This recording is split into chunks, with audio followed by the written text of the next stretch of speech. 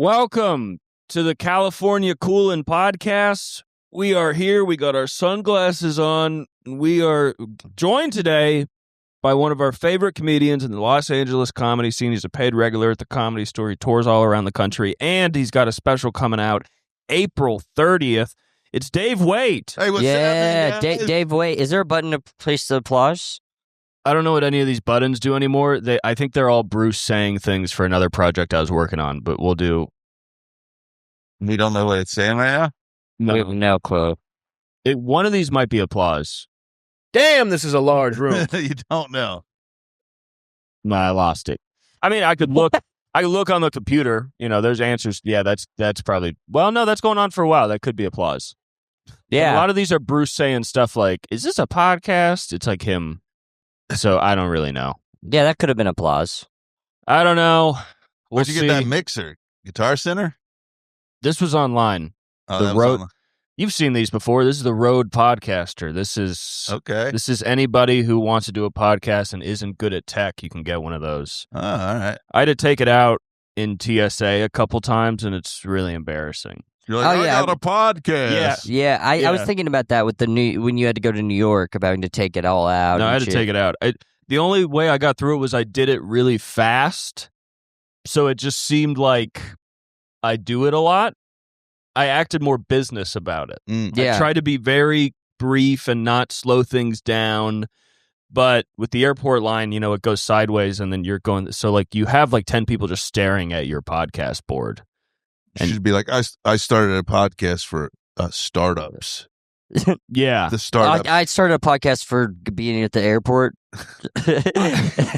I'm actually anybody that once you get through security, come talk to. Damn, they would beat your ass if you were sitting on those benches where you're supposed to tie your shoes, but you're doing a podcast. I'm still at the airport. Back to the airport podcast. Back to the thanks. We're sponsored by Al Qaeda. Whoa! What happened to them? You know, what happened to them? It was so R.I.P. crazy. I was in my kitchen earlier. That's not the crazy part. And then I thought, you know, because you guys do funny backdrops on your podcast. I think that's what you guys are known for, right? We did have a backdrop, and then when we moved locations, I have not brought the backdrop out. Well, no, but like when you cut it up and put it online. But now we have editing software, so I might start doing that. But I see the Dagnabbit boys, and then there's like a picture of like, Space, or, you know, there's Osama bin Laden in a tracksuit or something, or, you know, behind you, and there's funny stuff. With the thumbnails and stuff, we do the that. Thumbnails. Yeah. And I thought I had a really good one, and then I couldn't remember it. Shit. So the crazy part was the kitchen. The crazy part was you forgot, so the crazy part just ended up being the kitchen. That story kind of became the journey. It kind of became about the journey. I mean, you know, it'll come up. Yeah, I've been trying to figure out editing stuff, and then now you don't even need a green screen. You can just click on it, and it will put you. It'll put you in Cairo or something. It'll put you in Cairo. Egypt? Yes, it'll put you in Egypt, which I've never even been. I've never been west of America. So. It sucks though because of the east. It's either way. Because of the war going on right now, you can't green screen yourself into the Strait of Hormuz. You have to pay. You have to pay Iran the money. Oh, so that sucks. Can we talk about Iran? Yeah. Yeah. It's over now because this podcast isn't released until the 30th. So congrats. You can put it out What? I don't know your schedule. We'll put it out. I'll try and put it out like a week before, so it's close, but not, you know, late or anything. Yeah. So if it's gonna be in the future, then we should just assume what's gonna happen with Iran, and I'm just gonna assume it's over now. You think it'll be fine? Yeah. In 2 more weeks. They fixed it. You think 2 more? Yeah. Trump is the master of 2 more weeks. Right. He figured out the amount of time that people will forget about stuff. I mean, 2 weeks is honestly 2 weeks is a world away. Oh yeah. Do you realize how far 2 weeks is? Isn't it weird? But it's so close. 2 weeks goes so fast living, but then it goes so slow news wise. The next time I get a gal, the next time I'm in a long term, I'm dropping the 2 weeks thing and seeing if it works. Like if she's got issues. Or like she wants to do some bullshit I don't want to do, or there's like something that needs to be fixed. So you got to say I'm going to Iran. I'm going to do it in the next 2 weeks. There's like something kind of broke. I'll get to that in the next 2 weeks. It is crazy. He's bringing like office politics into geopolitics, where like, because in an office that works, where it's like he wants to meet with you, he's like, just tell him 2 weeks. But now he's just trying to do it to like Iran. Like what? His national security advisor is like, we didn't forget. Like if you tell us stuff's gonna happen, we think it is gonna happen. He's like, you gotta stop doing that. I heard they walked into negotiations thinking that they had all the leverage recently, and Iran is like, no, Israel's got to stop striking Lebanon. You gotta stop all of the sanctions. No more mentions of like enriching uranium. You gotta because they're just fully winning, so they're coming in like, we're not negotiating at all. But I think the White House came in and was literally like surprised, where they were like, right, so you're gonna do all this stuff, and Iran was like, no. Why would we do that? Well, I was reading when they met with the JD and all that stuff, they met all day. Yeah. And the Iranians were like, doing all sorts of concessions and thought, okay, we're getting there. Right. And they thought we were working on it. And then all of a sudden, JD Vance went and did that press conference like, we can't come to an agreement, and left. And they were like, what the fuck happened? They were like, you're leaving? Like, they couldn't believe they fucking left. And he did the press conference from Iran. From wherever they're Pakistan. Wherever they're negotiating. Yeah, so they were meeting in Pakistan. The Iranians thought we're making progress. Yeah. And then all of a sudden, I guess maybe they took a break. Yeah, well, he was like, we're not making any progress. And the Iranians were like, what the fuck? Well, JD during the break tried to find OxyContin and was let down that they couldn't find it. So he's like, I got to get out of here. He said, this place sucks. I'm going back to Youngstown, Ohio, or wherever I'm from. God, can you imagine? They're just like, okay, good. So we'll take a quick break. And then you just like hear JD down the hall talking to the world, being like, yeah, this shit sucks. You're like, hey, that's crazy. What's crazy was they had some, MSNBC, whatever. I know it's dad talk or mom talk, but they still have the experts on there sometimes. Sure. Yeah. And they were talking about, Trump hated the Obama deal that Obama made with Iran. Yeah. And part of the reason he hated it, because they were talking, there was like an interview with the New York, and they couldn't point to anything because he's not reading anything. Yeah. But it bothered him that America didn't get up and leave twice, because that's his negotiating style in like real estate, where you get up and you're like, I'm out of it, like the way you would buy a car. Yeah. Where you're like, I'm out of it. I'm not buying this car. And that was like his biggest beef, is that they just did it all straight through, with like a bunch of like, they had like nuclear experts there, and it wasn't just like the Kush man, trying to see if they got hotel property in Iran he can get in on or whatever. What if Trump goes to Iran and then walks out with like multiple new cars? That would be it. Yeah. They Folks, sold me cars. I got a couple new cars. I did not like the Ayatollah, but I did leave. And I did go to a car dealership. With a new Mazda Subaru. I got a good deal. Saw the sticker price. Knocked it down a couple thousand. He's talking about it like it's a trip he went on. I had a lot of fun. Tehran's nightlife is not doing good right now. I got a slightly used ISIS fleet of Toyota trucks.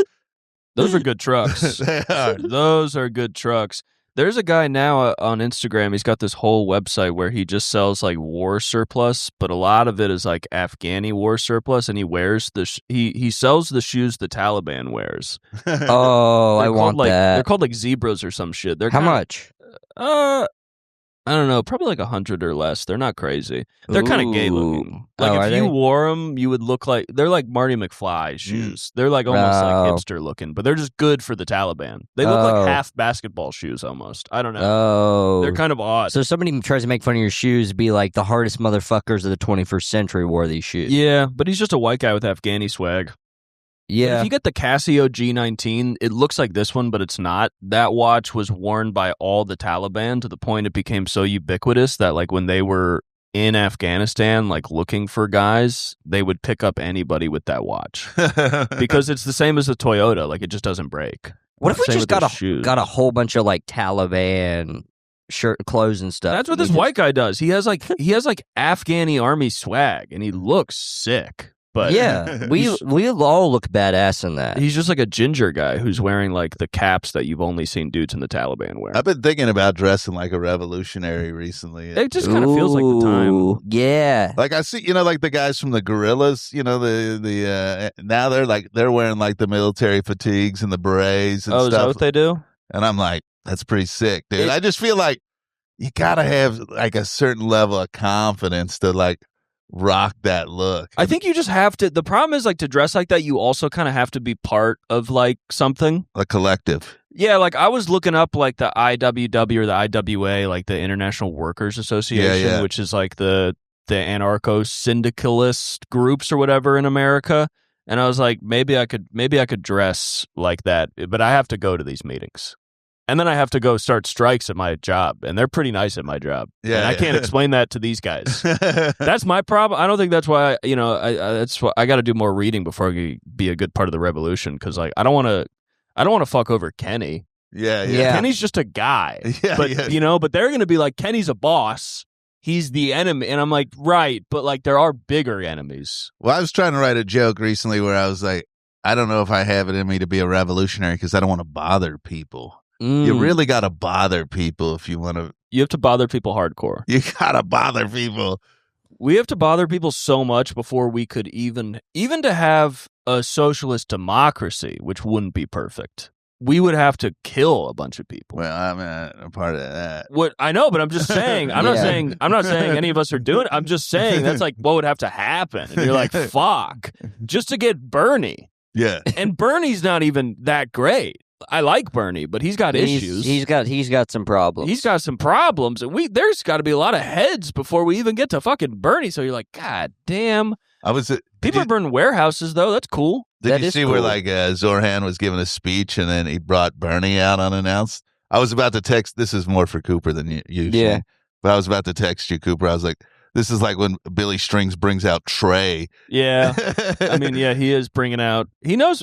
Zoran is very good at standing next to cool guys. Yeah. And that's not a diss on Zoran.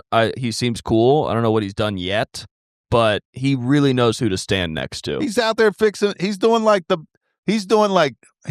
the government function the way it's supposed to function. Yeah. He's like, we're going to fix potholes. And people are like, whoa, we do that now? Yeah. Yeah. People are calling him like an asshole.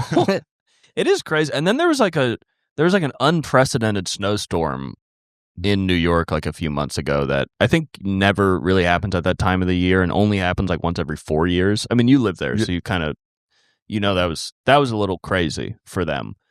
But then everybody was like, look, what the fuck is the mayor doing? Because like the city just wasn't. He got everybody out there shoveling the snow. They cleared it in like record time and stuff. Yeah, I mean, it got cleared. It was just I think he did a good job. When we were there, it was a week after. It was fine. Yeah. He got kind of fucked a little bit because he was trying to, I think, to change the shelter system, and like more people died in that snowstorm than have died in a year in New York in like a long, long time. Yeah, why? Because he did something with the shelters. Like, what did he do? Like, was he like? I think there was less. Don't come. Yeah, well, they were like, I don't remember what it was. They got rid of them just throwing people into jail for being homeless or whatever, because they had that for a little bit. I think. Then there's all these homeless guys freezing, and they're like, "Put me in jail!" Oh my god! Holy shit! Just a bunch of frozen guys. I mean, this is going to be the first year in decades where New York has more like people freezing to death than L.A., which is crazy. The murder rate's down already, though. That's pretty cool. The murder rate is down a bunch all over. Anytime when like Fox News gets horny for crime, they're not telling you any of the truth. Yeah. I mean, this year, like is... There used to be like in like New York City in the 80s, there'd be like 1,300 murders, and now it's down to like 300. That's a big drop. It is pretty crazy, because I think L.A. has the lowest murder rate that it's had since the 50s. But, you turn on the Fox News and they're like, yeah. Yeah, whenever anybody... especially that lives in a fine area, like their main concern is crime. Yeah. I'm always like, what's going on with you? Like, what? You just have to just be watching stuff that has they got too much money and they know it subconsciously. Yeah. They got too much in the bag. Yeah. And they're probably like, if these poors put it together, if they ever rub two sticks together in their poor brain, they're going to come get me. Yeah. if they have any time off from work, Yeah. a 3-day weekend will kill me. It's all they need is a 3-day weekend to think. That's why they're trying to get rid of like Martin Luther King Day and shit. Yeah, that's just an extra day to plan the revolution. I mean, that's what COVID freaked him out because people had some downtime and they're like, whoa, the cops are doing what? Yeah. I mean, that's the fun part of COVID is that everybody just really went deeper into what they were doing. And some people got pretty cool. Some people never left ever. Some people got into Rosicrucian Christianity and addicted to meth, you know? It's crazy how many Christians there are now. Like young Christians? That's again that we're getting worked by the big PR. It's a psyop. I think we are. Yeah, Yeah. we're getting worked. They're just writing articles saying young people are going to church, and it's like, I think my buddy said it's like less people are like young people are leaving the church, but overall, church is still down. Okay. Yeah. Well, that's good. And there's no place if you're.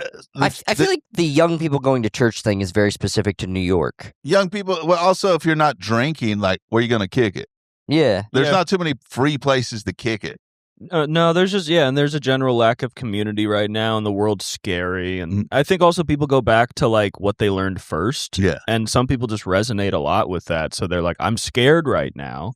So I'm scared right now, but I didn't grow up in the church. Right. So I'm not going, I'd have nowhere to go back to. Right. You know, I went to Christian school, but they didn't give a fuck. I mean, if the Pope keeps being this woke, they're probably going to put some numbers. Yeah. Pope's being pretty cool. I like the current Pope. I mean, popes in general are fun because the world's terrible, and then like every few months you just hear some random thing they had to say about like what women are wearing now, and then the new guy's like, well, whatever, who cares? And like, all right, I think it makes a huge difference. The Pope speaks English for the first time ever, and people are like, "Oh, this is what he's been saying," because they go just translate it. Who knows what he was really? They'd be like, yeah, the Pope said world peace or something. You're like, okay, whatever. It was in Latin. Who gives a shit? But now it's like a guy like, hey, why don't we knock it off, eh? Yeah. I don't know. That's something. Yeah. I mean, the Pope is like, being from Chicago, now we hear his accent, and we're like, fuck, we love Glengarry Glen Ross, so this is awesome. He's sort of the Glengarry Glen Ross. I'm going to get a wet beef sandwich, just dripping wet beef on his Pope outfit. Yeah, it is fun. He can kind of dodge all Pope questions by being American, because they're like, well, what do you think about, what is the Vatican's support of the war in Iran? He's like, I just wish I was back in Chicago watching a Sox game. And people are like, that's fun for the Pope to say. That's fun. The bean? We got to build a bean over here. Yeah, a bean in the Vatican. He just redoes all the stupid Chicago landmarks in the Vatican. I would. Fuck it. Did you see the bean when we were in Chicago? Did we go to the bean? You got to flick it. Yeah, you got to flick the bean. We were in downtown, but I don't think we saw the bean. You've seen the bean, right? I don't know if I've ever seen the bean. I've been to Chicago a bunch. It's not that good. It seems so crazy to go see it intentionally. I mean, I went to the zoo by the water. That's free. I've been to the Sears Tower observation deck. Yeah, hell yeah. I've had the wet beef. I've been to Wrigley Field. I saw Pearl Jam. Didn't see a baseball game. No, that's better. But I never seen the bean. The bean's not good. We were in downtown. I remember looking around and using Google Images to be like, oh, cool, this is like the final scene of the Blues Brothers where they run into the Cook County Assessor's office to pay for the orphanage. And that was way more exciting, just being in the general location of filming. But the bean, I mean, I told everybody I ate lunch under the bean every day. When people asked about Chicago, I said it was great. I did the classic thing, you know. We didn't have a wet beef. We only ate pizzas. I watched a movie shot in Hollywood in the 80s last night, Vice Squad, and it is crazy how much shit you recognize. And what? This movie. Because I remember they have, you know that fucking motel you have to pass by every time you drive to the store? Oh, yeah. It's crazy seeing that in a movie. Oh, yeah. I mean, you know what? I mean, that's why I watch Bosch, so I can figure out what cool places to eat in L.A. Fuck, I gotta... That's how you get your food recommendations? Yeah, because Bosch was like... Bosch. Bosch was like... I'm like, ooh, look at that place. Like, they're like, let's find the coolest, oldest diner. Man, Bosch is going to post up there. And then even like his bar was like the smog cutter. I was like, Bosch ain't going to the smog cutter. Yeah. What cop is going? And then he like would listen to jazz records. I'm like, Okay, Bosch. I was really Bosch is excited. surprising you. I went to that beanery. What is it called near the store? Barney's Beanery, and I was excited because Columbo ate there. Yeah, Columbo. That was Columbo's spot. One more thing. You got to start a Substack, the Bosch Guide to LA Food. Yeah. Bosch's Guide, the Bosch Tour. Barney's Beanery got, I guess, discovered by Gen Z kids who like to go out to bars. Yeah. And they had never heard of it. They didn't know that it was just a famous bar that people had kind of gotten bored of by now. Yeah. And so they've been amazed by it. Yeah, it was like you couldn't get in for a while because influencers overran it. Yeah. They were was like crazy people. Like there's a line at Barney's and like the store guys that would go there like, they ruined my bar. Yeah. Joe Morisi, Chicago guy, very upset about it. These influencers, they're making TikToks. Yeah, I used to go in there to pick up on chicks. Now they're all 19 with a ring light. How am I supposed to talk to a girl when she's live streaming? Jesus Christ. I mean, it is so funny because, Barney's is that kind of thing where it almost becomes like a TGI Fridays where you're like, well, it's nice. It's there. Yeah, it's the origin of the chain restaurant. Yeah. You go in there, they got all the shit hanging. They got the fucking menu. They got the apps. You're like, it's kitschy, it's stupid. And then kitschy becomes like some sort of niche commodity. You're fucked. Did you guys know that was where Janis Joplin had her last meal? Because that was like one of her favorite spots. Is their food like great or something? No, it's mid. Yeah. But the chili was pretty good. The chili was back pretty in the day, good. the food was good before everything became terrible. You say the chitlins? The chili. Oh, I was like, okay. There's no way they're doing chitlins at Barney's Beanery. Yeah, that'd be crazy. You can't trust that. They don't have the time to clean them like that. It'd be crazy to order chitlins anywhere outside of South LA. That'd be crazy. Yeah. Yeah. I want to start a restaurant that's all just like food people don't trust me to make. Just like Cooper's chitlins and paella. Everybody's like, fuck. I mean, that would be great. You got that falafel. What's that thing? The halal spinner? The skewer, the doner kebab. I had Is this how I do it? You just I'm asking the customers. You have hot dogs, but somehow you're fucking them up. Mm-hmm. I'm doing hot dogs, but I'm only putting aioli on them.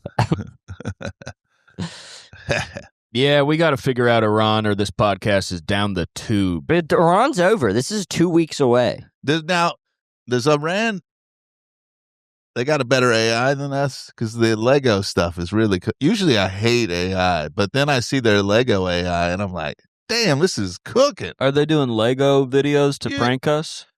Yeah, you haven't seen them, dude? You're like, damn, this is fire. I see some stuff that I loved the pink missile. You saw that? Yeah. You see that, Shane? But the Lego shit is crazy. I didn't see that. A little girl wished, she said, I want you guys to make, like a little 6-year-old girl. She was like, I want you guys to make a pink missile to shoot Tel Aviv with. And then Iran did it. They painted a huge missile pink in honor of the schoolgirls that died. That's awesome. And they threw it at Tel Aviv. What's the Lego thing? It's like Lego Star Wars Iran War. Like, what are they up to? It's Lego. It's like Lego the movie, but it's dudes wearing the fucking know, and then they'll open a Lego file and it's the Epstein files and shit. Fuck. It's great. You're like, damn, they're cooking us. Yeah, it's just those countries. And then like the Lego bricks will explode. Like you're like, we are getting roasted by everywhere and I was else. like, our AI doesn't look that good, right? I mean, I was doing it. I did it. Maybe I go. The only ship they're letting through the Strait of Hormuz is the Lego ship. Yeah, they're just letting Legos through there. I mean, say what you want about theocracies, but you see them make videos like that, and you're like, they seem more free than us. Because they're acting like a guy acts. We're acting like an evil country acts. They're acting like just a guy would act. Yeah, I mean, who knows who are making these videos? They could not even be anything with the government, but they could just be a guy in Iran, like, up there cooking. Well, I mean, there's been a history in the last couple of years of, like, the Hezbollah, like, Twitter accounts or the straight from Iran. Like, they have the check mark. It's like, government of Iran Twitter, and they post just dank-based memes that Elon can't keep up with. Elon looks so stupid. Every other country's government's Twitter is just cooking Elon shit. And he's like, legalize comedy. Yeah. And it's like, great, we will. Iran just made a Lego video calling you a pedophile. Sorry, that's legal comedy. It's funny he's a failed pedophile. Yeah. He can't even get invited. One of the worst in history. What a loser.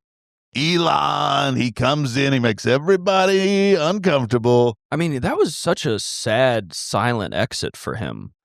Like, he was in the cabinet, he wore 2 hats and made a joke about that nobody liked, and then, like... He got worked by Trump. Yeah. He got worked. Then a week later, he's just gone. They were like, they wanted to get rid of all that shit that they had, all the aid, and they're like, this is probably not going to be popular. Why don't we get this fucking spaz to do that, be the face of it? Right. And then Trump could later be like, didn't even know what he was doing. Yeah. Even though you're in charge, you should know what he's up to. It's cool that they can scapegoat. They can scapegoat the most annoying guy in the world. Yeah. But it is so funny that scapegoating just makes him look bad. To be like, I have no idea what's going on in my cabinet. Don't be mad at me. I keep no tabs on anybody. That was a weird couple weeks. I mean, it was a bad couple weeks where Elon was just like, guys, we cut funding from brain surgery. Guys, we cut funding from cleaning the water. We took food out of a child's mouth. Guys, I shot a child in the head today. We're saving so much money. Oh my God, we're saving so much money. We firebombed St. Louis. So we're saving money on St. Louis. So there's just no more St. Louis. All that money on St. Louis, that's gone now. St. Louis is a hole. It's a hole in the ground, and we're going to see if there's rocks under there that we could sell. So it's very cool. Oh, there are no rocks. St. Louis was worthless. And he's gone now, right? He's done with. Yeah, I mean, he doesn't even, he's not even doing interviews and stuff anymore, right? Yeah. He's like poofed. I mean, somebody got a hold of him, right? Some handler, was like, hey, you're killing the company here. Right. Yeah. They're trying to make SpaceX go public or whatever. Mm-hmm. And he can't be out there running around.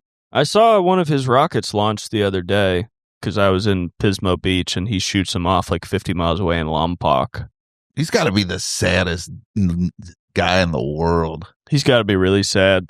Because, I watched the rocket go up, and I don't like Elon, but it was red and fiery, and it lit up the sky. It was very exciting. But to have all that bag, and then you're out here like, I want to hang out with Like, if I had the bag like that, you'd never see me again. I wouldn't be hanging out with comedians. No. That's the thing about Epstein. When Epstein was, hanging out with Jackie the Joke Man Martin, I was like, this guy's a fucking loser. Yeah. I mean, what a fucking loser. He wants to talk to a street joke comedian. Yeah, he kicked it with him. That was in his crew. Yeah, was that the guy from Stern that remembers every street joke? That's the guy Stern was like, yeah, this guy's that guy asked for more money, and Stern was like, no. Yeah. We don't need Jackie the Joke Man. Have you seen his interviews and podcasts recently? No, I haven't watched all of them, but I've seen clips where he's trying to grift knowing Epstein. Yeah, where he's he's completely unapologetic, and he's like, yeah, I would go to Jeffrey's house, and they're like, how? And that's some woman who's just devoid of morality, where she's like, whoa,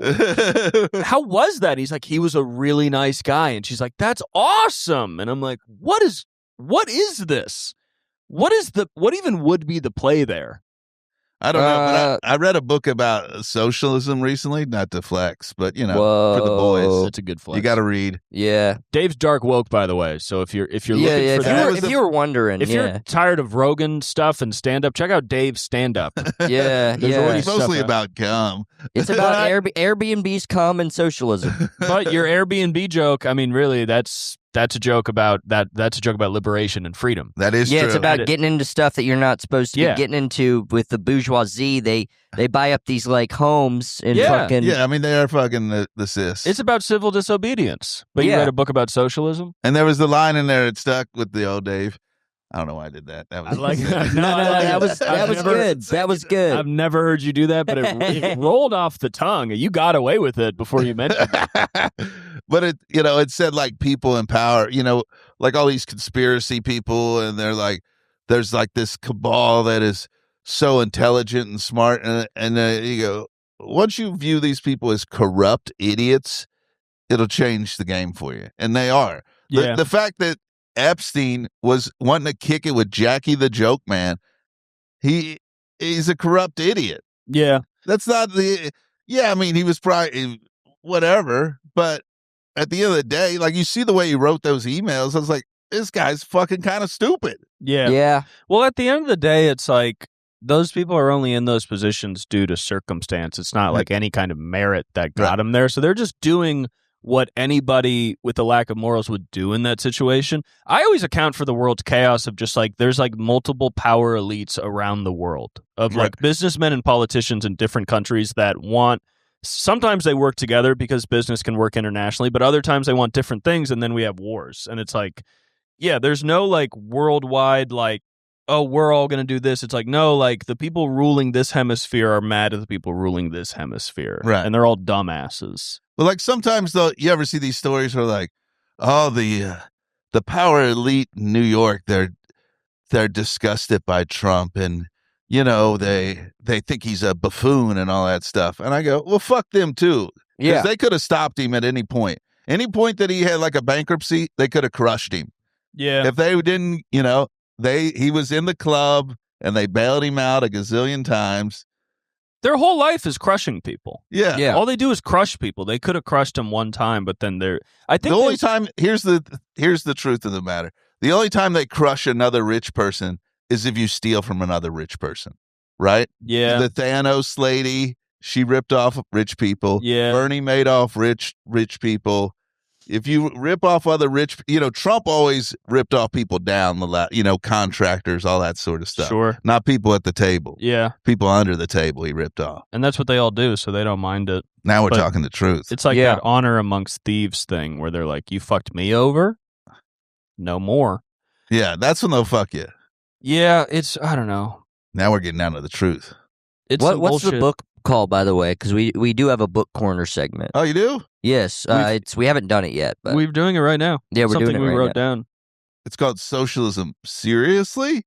Okay, check it out. Check it out. I like it. Judah Freelander had a blurb on the back. I was like, ooh, okay. Okay. Who wrote it? Danny Catch. Is he a journalist or a scholar?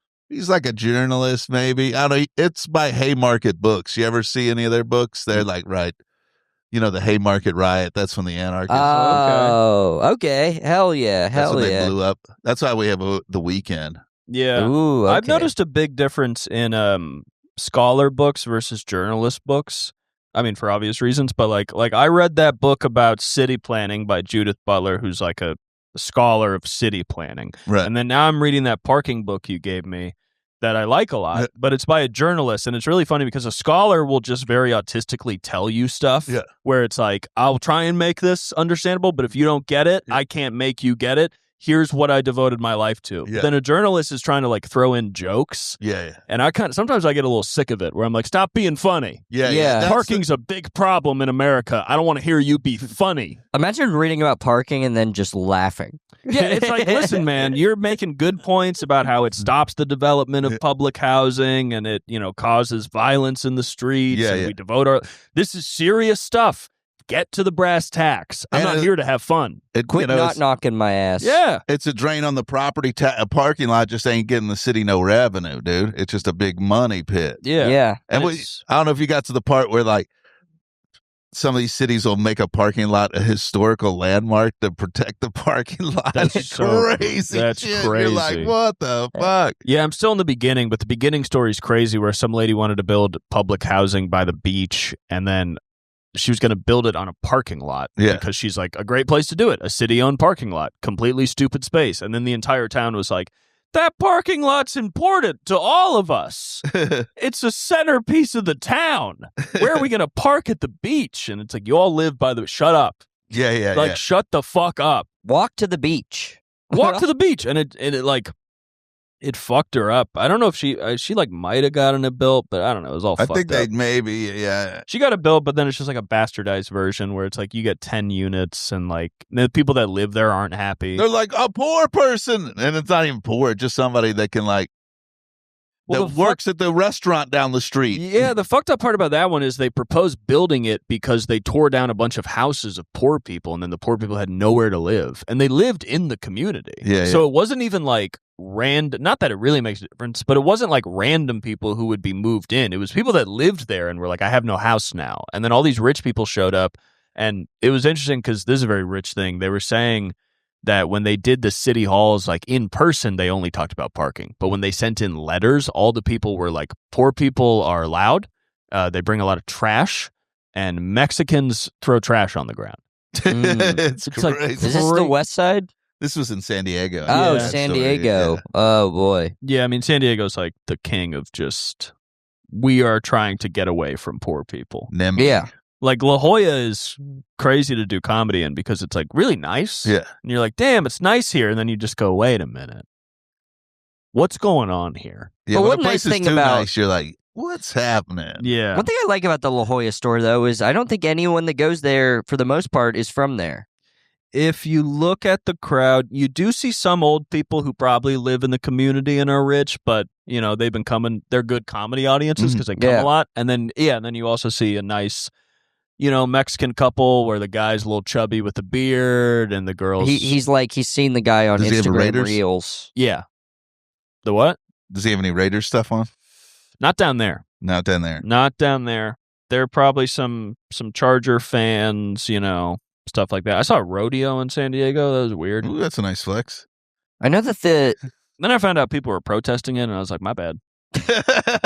My brother got me tickets. So I don't know. and I didn't go. I didn't go. Wokely. I wokely didn't go. No, you were busy. You see where they try to give Sabrina Carpenter some guff because somebody was like, I don't know what they were doing, like some yodeling. It was like some Arabic yodeling or something like that. And she was like, I don't like that. But she was getting fucking heckled. And then she had to fucking apologize and shit. Wait, like at her concert, At the people big Coachella. at Coachella, people were like singing the Quran at her on No, stage. it was just like some sort of, she thought the person was yodeling. So, what, like at the beginning of like some movie about terrorism in the Middle East, and Yeah. there's that music playing Sure. and people are doing the wailing or whatever. Maybe it was that. Maybe she was getting hit with that. the and she- crowd was doing it to her. There was like some lady in the front, Okay. and Sabrina was like setting up her piano, and she goes, "I don't care for that." But she doesn't know she said. There's 100,000 people there. Yeah. You can't. But she apologized, But it's like, what is this campaign to not like Sabrina Carpenter? I don't know where that's come. The internet is so weird sometimes, where they're like, I don't get all this Sabrina Carpenter hate, and I'm like, I don't see it. Where's it coming from? What are you talking about? Yeah, I thought she was hot, and then sometimes she's like, I like to be treated like a dog, and then she writes songs that And are then about. she makes fun of. I think because she's making fun of men a lot, that maybe that's where there's like an undercurrent there, like. Because she did that man-child song, and all the guys were dressed up like dogs, and she calls guys stupid and incompetent. But we are. Yeah. She's standing on business. Sure, I mean, whatever. She's listen. That gets people pumped up. Yeah, It's in a song. it's in a song. She's not a politician. Yeah, but it's like it's funny. Yeah, it's whatever. She's being funny. She's calling guys slow. I mean, that's a pretty fun dunk on And us. there's a million songs about how women are stupid and suck, and that only 16-year-old girls are hot. Yeah, I mean, That's what a lot of rock music's flipping about. the script. Yeah. But yeah, like I saw like a bunch of people write like nobody appreciated the Strokes set, and I watched a lot of it before I went and did my set, and I was like, they're fucking rocking. I don't know. Yeah, you see people holding up phones, but they were fucking crushing it. I don't know people don't know how to watch shit sometimes. I'm like, what the fuck are you watching? Yeah. Big Ange went and saw the Strokes. She said it was great. Yeah, Yeah, people are hell fucking yeah. out of And their she's a mind. young person. She had a good she said it was so fun that her and her friends and everybody around them started naturally moshing. Yeah. Not Ooh. even planned mosh. That's how fun it was. So I think that's propaganda about the Strokes set. I'm hearing boots on the ground people say it was a good time. Yeah, it's weird. Like, because I watched it on TV, I was like, they're killing it. Yeah. And then my roommate, he's like a libertarian guy or whatever, and he was like, because Julian Casablancas had that crime shirt that looks like Amazon. It says crime. I don't know. Okay. It's got the Amazon logo and it says crime. Yeah. And he goes, "Oh, you shouldn't be wearing it. He's a millionaire. This is just perform." And I'm like, I mean, what the fuck, dude? These guys, they played for Bernie, and whatever. Like, I'll take solidarity from wherever, dude. Even if it's performative, dude. How many people see that shirt and they go, "Hey, what's that about? We don't. What's that about?" We can't afford, especially, I think I was talking to Shane about this, like the criticisms that the left will levy against itself. Yeah. When we have no Power? presence, not like political presence, I now think is a scam, but we also just have no presence at all. There's no revolution happening. Yeah. There's nothing going on. So it's like for the left to be critiquing itself at this point, it's like, do you want anything to happen? Yeah, because you're right. Maybe some guy sees that and he's like, what's that all about? What's that about?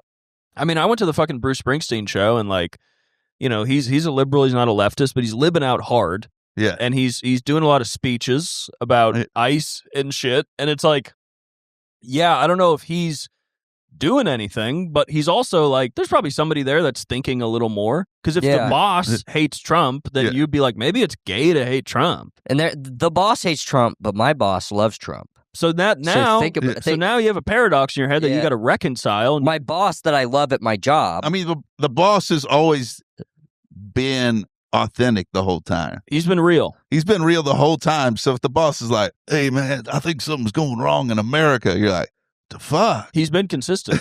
And also he'll make fun of himself because he was talking about how the country sucks and he was like, do something. He was like, volunteer, go out, or just say something. He was like, that's all I do. So he was honest, he's like, I'm just fucking talking, man. He's like, just say something. This is crazy. But, he went to Minneapolis and played and, he showed up. Yeah. But sometimes, a lot of it is just you got to show up. You got to show up. Yeah. Well, that's the thing. I mean, that's what I've been like. And, there's another boss point I had. Yeah. The boss is doing what you need to do.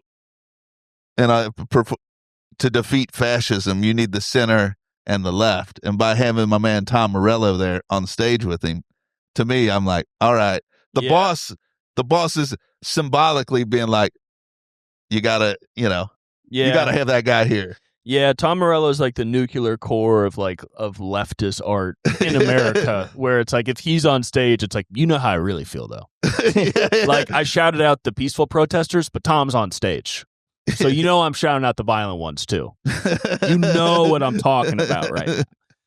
I was thinking of Tom Morello earlier when you were saying dressing like a revolutionary. Yeah. Because he does the American revolutionary, the small hat, the short sleeve button up with patches on it. The black short sleeve button up with patches is like international anarchist logo. Yeah. I feel like. For some reason, if you're like far left, you need patches. You got to have a look that makes you look cool. Yeah, you got to look a little militant, Like when the right-wing militia guys, they always look like fucking herbs and drips and fucking real dweebs when they're all dressed up in their garb. They look stupid. They look stupid. Yeah. You said the term herb. I did. I've only heard that said by like New York Puerto Ricans. How long's that word been out? Herb's been around for a minute. Sometimes they call it like a black fella herb, you know what I mean? Interesting. You don't want to be a herb. You hearing herb where you're from? No.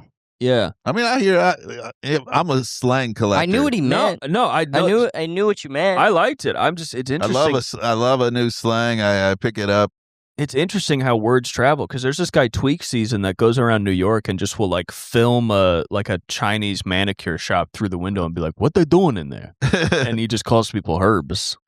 Damn. I've been loving all the Jack Harlow nicknames and all that stuff, even though they just did it on SNL. But I did see one.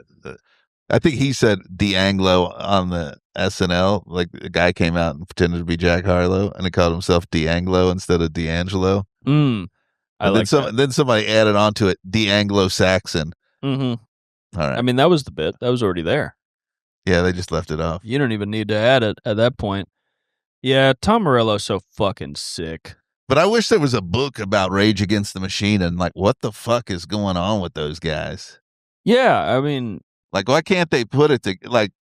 I mean, I guess it's the perfect microcosm of leftism that these guys seem to be pretty politically in line, and they're like, we can't make it through a fucking tour. Yeah, I don't get it. I was listening to them last night on the way to the Comedy Store, and I was listening to them, and obviously these songs are from when they're young, and I'm like, this music was supposed to be the music of the revolution. Yeah. Where like all their songs are just like, go kill somebody right now.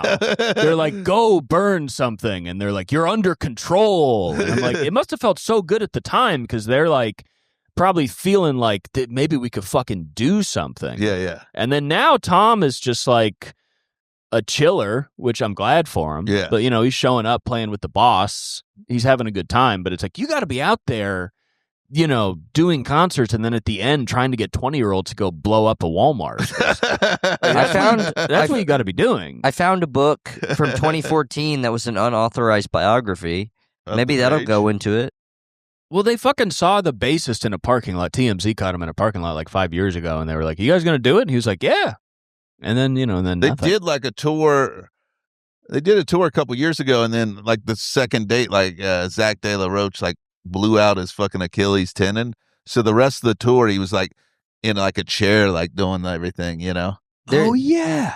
The CIA is shooting then they were them supposed to, because they like, canceled some dates, and they were supposed to do those the next year, and then that got canceled. And then I saw like a video like Zach De La Rocha being at an LAFC game or something. And like I was like, okay. The CIA has developed like a gun that like shoots wavelengths that make you not want to go out and perform. Right. Something like that. Probably something like that. I mean, they caught a Russian with one of those guns, though. Yeah? Those exist, yeah. I'm sure those guys have to deal with some sort of government bullshit. You know what I mean? Like, They're too cool not to. Yeah. I mean, because if they like came back, like I think the world needs Rage Against the Machine more than any other band right now. Yeah. I think you can get everybody. I think everybody except the Swifties. Yeah. I think they're poisoned. They will defend capitalism till the last breath. Right. I think they might be who we're gonna have to kill. The Swifty. But I'm saying Sabrina Carpenter fans, I think they're down for Rage. I think everybody's down for it. They're just not out there. Not the rich ones.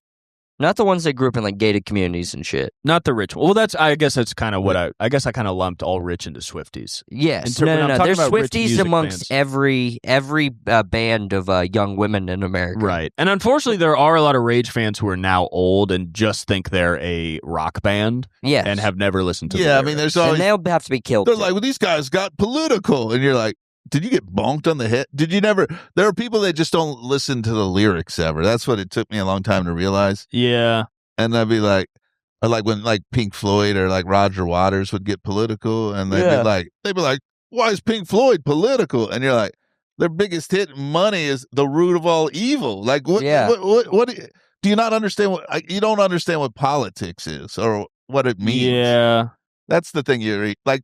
It's so crazy. They don't teach us anything, so people don't understand. They don't have a comprehension. I'm not saying it's not their fault, but it's like. It is your fault if you listen to music and you don't listen to the lyrics, I mean, I guess, for me, I'm a lyrics-driven guy. I guess people don't realize, like, thinking money's the root of all evil and hating your boss and shit is all political.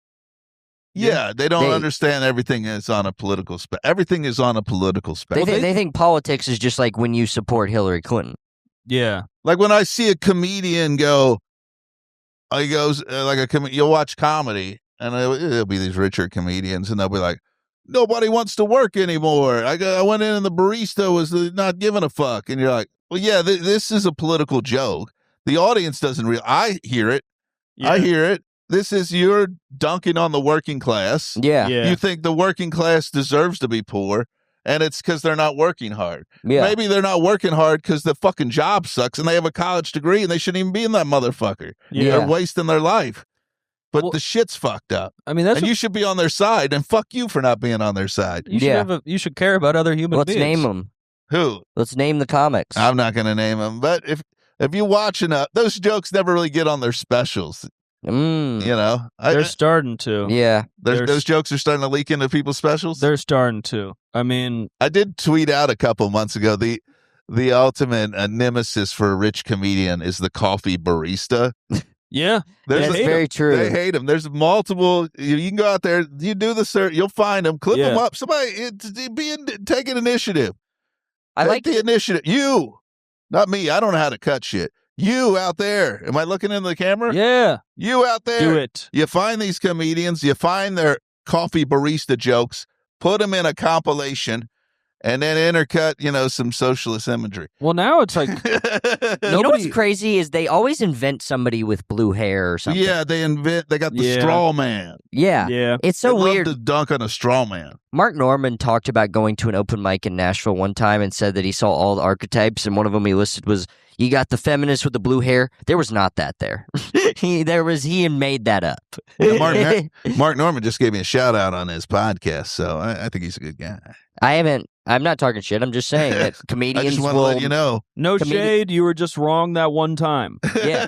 I'm just using this as an example of comedians bringing up people having blue hair. We're not shading the Norm, dog. You were just off the ball. But you were right about Dave. You nailed the Dave. You got it right on Dave, and that's really all that matters. Whatever, you made up a fake Mark person. Norman's jokes are all made up jokes about made up things. Yeah. Yeah, that's true. But these other guys do that. There is the barista is they're not. That's probably the only time they're interacting with like a working class person. Yeah. Besides when they're at a comedy club. Yeah. It's the barista. Well, now people have gotten so flagrant. A lot of they've moved from the barista to just straight homeless people. Yes. Where they're just like, fuck the homeless, right? And then all these like homeowners are like, dude, I know. Like, we should burn them alive. And you're like, you're doing this at the United Center in Chicago? This is a rally. Right. Yeah. I mean, when there's like people in the audience and you're like, this is a political joke. Yeah. The audience doesn't think it's political because you're not.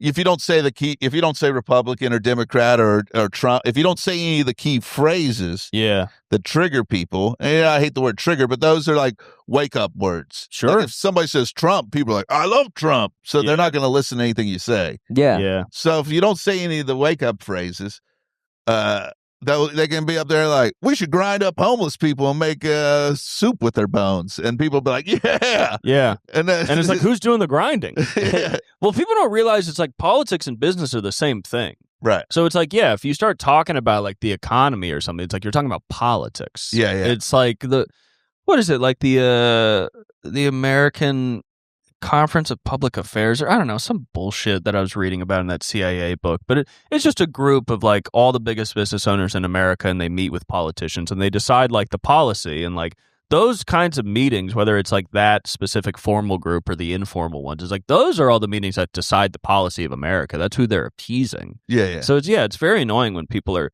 if you're talking about Walmart, you're talking about politics. Right. Yeah. Where it's like, this is all politics. And I don't know. The stuff I've been reading about lately is just sort of like, very anti-political, where it's like, talking about how like all these socialist groups that like socialist political parties usually just end up undermining the idea of socialism, and like trying to involve yourself with politics doesn't actually have any kind of socialist realization, or or even about like how the Soviet state, like the dictatorship of the proletariat was supposed to be like temporary, and then it became the entire way of running the state, and it was just a scam that like just created state capitalism and fucked over the workers just as anywhere else, And so it's like, you just start to realize, like the Kristi Noem thing and her husband was pissing me off, because it's like, you have this stupid situation that doesn't matter. Yeah. Where it's like, okay, her husband likes to put balloons for his boobs, and then people are like, oh, it's so annoying we have to deal with this. It's like, only because we choose to. Yeah. We could run it ourselves. Like, we could self-administrate things, but it's just really fucking annoying. Yeah. And so it's like, we only put up with these people because we're like, well, this is just what we have to choose from. And you're like, we could choose from ourselves and do this. These people are not special. Yeah. We just keep having a group of people we hate. Then every 4 years, we're like, well, we'll let this one lead us. I mean, I think why people are kind of getting hip to it is they've put the most incompetent goons. They've gooned it up too hard. They've been gooning too hard on us. It's a goon cave. And people are like, when it was like the Bushes and Cheneys, they were kind of like they had like, George Bush was kind of like jokey, whatever, but everybody else was dead serious. They were smooth operators. And they had like, everybody was, when they would turn on the Sunday morning show, they were conservative dad, serious. They had serious, they were serious people. It was not fun. But now it's like everybody in politics is just either like J.D. Vance, who's like a guy pretending to be a hillbilly, or like a lady that just seems like your friend's mom. Right. It's a lot of like friend's mom energy of just like, this is bullshit. And it's like they care about they got into politics because they care about like one single issue. Like their daughter got beaten by a trans track athlete. And now they're like Secretary of State. And then they get in there and they're like, oh man, I'm making a ton of bag. Oh, I can sell all sorts of shirts to fucking hillbillies. Yeah. And then you're making all sorts of bag. And then it's just about the bag you're making. You don't even care about the ish. Yeah. You maybe never cared about in the first place. Yeah. It seems like fucking Marjorie Taylor Greene is interesting because she like sucks ass in a lot of ways, but then also just sort of like died on the hill of like Israel's committing a genocide. I think the one thing I will say about her is I think she probably really did care about the Epstein thing. I think she believed it, yeah. And then she got in there and probably she goes, Trump? You know, she probably had a day where she was like, Trump? Yeah. Epstein? What? Yeah. No. Yeah. It was like a dumb person that rose so high where they're just like, wait, what? She's like one of the few like Trump lovers that actually got to find out his secrets. Yeah. And so she's just like, what the fuck? Yeah. I thought this guy was smart. Yeah. I read The Art of the Deal. What the hell? And he ate a baby dumbly. Yeah. he dumbly ate a baby. He ate a baby and dropped it first. It says in the files that he ate a baby in a way that everybody else was like embarrassed by. They laughed. He ate at a him. baby like a slob. It's like a bunch of rich people eating like a Cornish game hen, but you don't know how to eat one of those. And they're like, "Oh, this guy's never ate a baby." He's got like he didn't even put the napkin on his lap. He's getting baby all over his shirt, his suit. He looks like a fucking idiot. I ate a baby, best baby I've ever ate. Yeah, he's trying to eat it like from the feet down, and they're like, "You fucking idiot." I wish McDonald's had baby. It is so funny. He's like, supersize me a baby. I want 2 babies. It is crazy. He's like, because he wrote The Art of the Deal, and that's a dumbass book, but he probably like thinks it's gold. Like he probably loves it more than anybody else loves it. It's probably the only book he's ever read all the way. Yeah, he's probably trying to but he's trying to use that against like the Ayatollah Khomeini. Yeah. Which is crazy. Just a bunch of Iranians in a room reading that book. Like, what the fuck? Fuck. Well, because they probably see how he acts, and then they're like, he did chapter 3 to us. Yeah. He just did the walkout. What if they've read? What if they've read The Art of the Deal and they're using it, and he has no clue because he's never read it? I mean, they could be reverse Art of the Dealing him. I mean, I don't know. They just need to get a guy from like the bazaar, you know, the Habibi over here. Yeah. They need that guy. They need to get one of those guys in. That's what Iran. They need to go down to the wherever market is where people are trying to hustle people. Yeah. Find the king of the hustlers down there and be like, you're in. That would be like, whoa, this is our Ayatollah. This is talk to the Ayatollah. This is our business tola. I mean, that would work. The guy on Trump. that's been selling trinkets in the fucking Yeah. Because the guy would cut him off. Trump would be like, and you're going to stop enriching Iran? No, my friend. We let you use the Strait of Hormuz. We enrich uranium. It's a very good deal. Listen, just and for then you buy some of these trinkets from my cousin. I don't think Trump could withstand the just for you. Just the real quick, just only for you, just really quick. I will throw in, you can have one more military base in Saudi Arabia, and that's just for you. And he'll be like, I like this guy. He's a smooth. He honestly would enjoy talking to a guy who sells like cucumbers at the market way more than an actual politician. He'd be like, this guy kind of is on my level, actually. This is what I would be if I wasn't handed every single thing in my life. Yeah, he would have been just out there in Times Square, been like doing the 3-car money thing or fucking selling you statue. I got the best Statue of Liberties. I mean, he probably would have just been like... He would have been Spider-Man on Times Square. Yeah, addicted to coke. Get over here. That quote from his mom, I mean, I know this is like stupid, but that quote from his mom is so funny where it's like, she describes him as like, he's an overconfident idiot and he should never be president because he would like ruin the world. I'm like, damn, that's the most mom quote ever. Just to be like, I know this guy wants to be president. But nah. But he's such a dumbass. It's a very mom thing to say, to be like, no, he's a dumbass. I know him. I love when people's moms come out and talk shit. It's a very rich thing to do because a family operates like a business. Yeah. So you have to look at each other like coworkers and you have to judge them on their qualities of business. And you're like, this guy, I can tell he's bad. He's not good for us at all. Does he have any siblings? Yeah.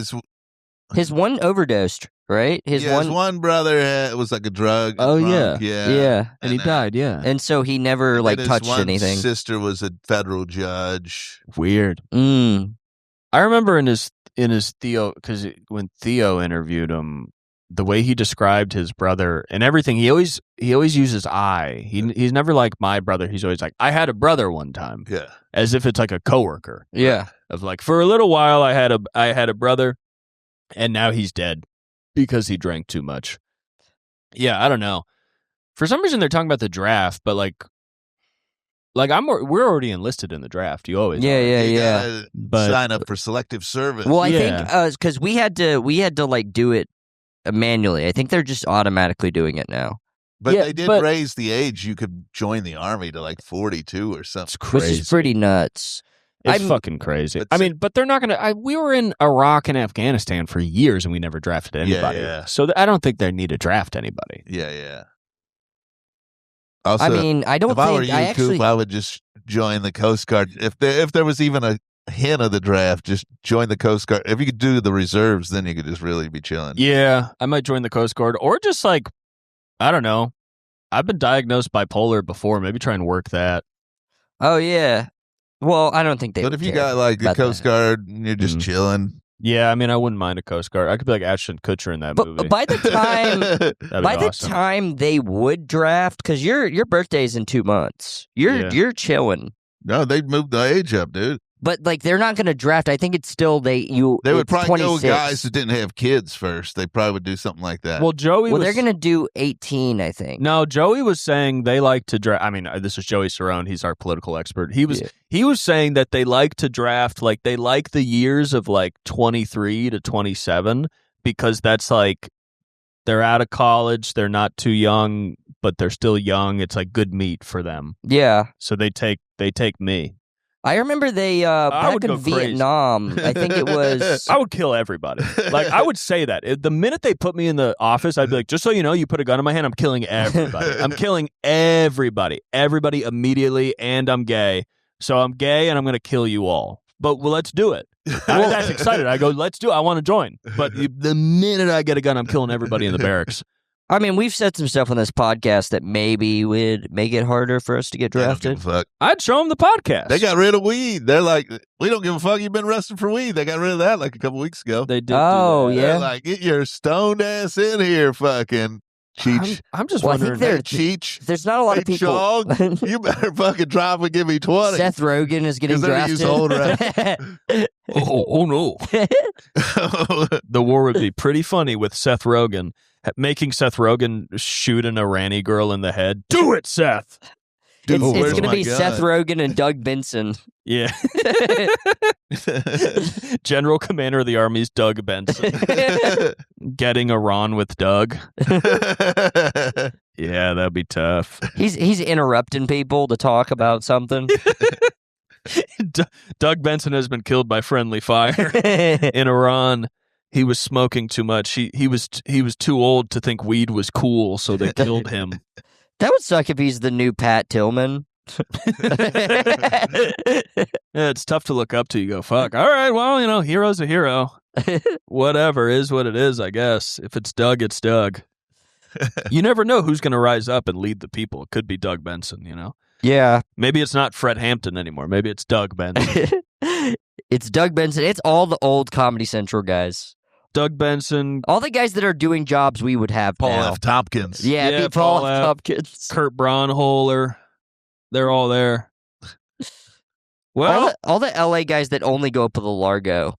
yeah, what's up with that? The Largo and the Virgil. I Yeah. don't know. Comedy Lieutenant Largo. We've drafted everybody from the Largo. Chris Fleming is the National Defense Secretary now. It'd probably be better. Yeah, I Yeah. mean, probably. I don't know. I feel like he doesn't like jobs and stuff, and he's pretty chill. He probably just wouldn't be around much. They'd be like, Chris, we need your intake on the war. He'd be like, just don't do it. We're not going. He starts talking to them about cheddar. Just everybody in the military wearing one of those jumpsuits like he wears. Yeah, They all just a camouflage jumpsuit. they look too androgynous to fight anybody. They're moving around the field. They're doing so much physical action that just nobody can keep up with them. The entire military is non-binary now. Yeah. I would. I don't care if you're she, he, or them, they. You get your ass out there. Give me 20. I'd love to see Chris Fleming in the trenches. He's just popping his head up and down. He's good at that. He's good at prairie dogging. Yeah, yeah. You know when you're in the trench and then you come down and then everybody's sad? I want to see John Marco Cerezi. I want to see him. I want to see John in the war. Sick of it, Sean Marco. You're going to the war. I bet a lot of LA comics have held guns, but I guarantee you John Marco Cerezi has never shot a gun in his life. Probably not. That's not really. That's not what he's going for. I was just thinking of a guy. But still, for some reason, I think that's bad. Sure. No, I know. Why not? I don't know why, but for some reason, I think that sucks. I was just thinking of a Gen Z person in a foxhole looking at their photos and like, I can't wait to get home to them. Oh, them. I miss them so much. Them. Yeah, you have to have 15 lockets for the polycule. There's so many lockets. You're like, yeah, this is my girl, and this is my guy, and this is my them, and this is my sock. Check out all the bad tattoos they all have. Oh, I got to get home to sock. We live together in the Chad. And then there's some other hillbilly in there with his... My wife's 19. Maybe it would bring us all together. I gotta get home for my wife's high school graduation. Yeah. It would be, it'd be interesting for Gen Z because, we're all so separated and just see each other online. But then if we're all in the same barracks, then you got Tex, you got Portland. You got Portland. You got the blue hair guy in there. Yeah, the millions and millions of blue-haired people that exist all over the coast that you see all the time. Yeah. I see more homeless people on my block than I see any blue-haired people anywhere in a month. Now that's a good point. You should say that on stage. That's very funny. Anytime I see a blue-haired person in the audience, I'm always like, man, there's some Fox News dad you're making mad in the audience right now. Yeah. Well, honestly, it's almost cool now because it got to a point where it's like, damn, you still got the blue hair, but now it's like, this is almost like just a direct like troll. Yeah. To have blue hair is like hilarious at this point. Yeah, maybe we should all get our hair dyed blue. Fuck it, I'll do it. Yeah. Let's go to the Army surplus store and get dripped out, dude. We totally could do that. It sucks LA isn't like the Army surplus capital of America anymore. It used to be? Like in the 90s. That was like one of the big stereotypes of LA, which I've noticed watching I would go to movies. Army surplus stores all the time growing up. There's still a lot. There's one off. There's one in Culver City that I used to go to all the time. There's one off Santa Monica. There's a few in the Valley. They're around. Yeah, I mean, I feel like, they're around, but I feel like in the 90s, every 90s LA movie was like... They're just driving past those spots, Shane. Yeah. They're still here. They're just not driving down that street. They don't make as many movies here. They're still around. We would buy canteens. But I feel like there are less. Maybe. I don't know. You don't have a frame of reference, Shane. You didn't grow up here. How would you know? I guess you're right. You're right. I don't have a frame of reference. I came down a little too hard on you there, but no. You're right though. No, that is right. But are there less than you remember? He's from here. Yeah, and he's saying that the level has stayed the same. I don't feel a dearth. I don't go to them anymore, but I remember we would go to one in the Valley all the time, and I felt like there was a couple other we would hit, and I know there's that one off Santa Monica. I mean, I guess the real question is like, have you wanted to go to an Army surplus store and not been able to? Yeah. Because if that's happening, then maybe there's an issue. But I feel like anytime I want to hit a surplus, I can hit them up. Those don't feel like businesses that go out of business. Yeah, they seem to stay in. I think they have like those leases that are like 100-year long lease. They got a 100-year lease. Their overhead is nothing. There's, they're just, it's just a warehouse full of free shit. You go in there, you get a canteen. Maybe we should go to a military surplus store after the pod. They're really fun. I mean, I'd go. You can get big knives. You get hunting knives where the handle has like a compass and a bunch of flint fire starters in it. And we can go up to the guy and be like, can we go to the back room where you keep all the like Nazi stuff and the guys chained up? Because I've seen 90s movies. I know you guys have. You're on a big 90s LA kick. You might be coming in with the wrong energy. He might be like, brother, I know you just watched some movies. I know you just watched Falling Down. Listen, I love Falling Down, but we had to wrap all that stuff up. Okay? I'm sorry. But listen, I mean, it's still cool. We got a knife. You can kill somebody with it. It's pretty cool. I gave that guy, you see that guy outside? I gave him a knife just now for free. He didn't have no money. Well, all right. April 30th? April 30th. On the loose, Dave Waite. On the loose, Dave Waite. YouTube? I think it's going to be on YouTube eventually. I think it starts on Amazon Prime. As a Ooh. rental. Hell yeah. Ooh. So that's a Wednesday, I believe. And then Did you Oh, make wait, that with it's a Thursday. With somebody, or you make it yourself? It was like a production company made it, and then like Comedy Dynamics is going to put it out. They've been doing good stuff lately. Comedy Dynamics. Yeah, they do a lot of people's specials. Yeah. Eventually, it's going to be on Tubi.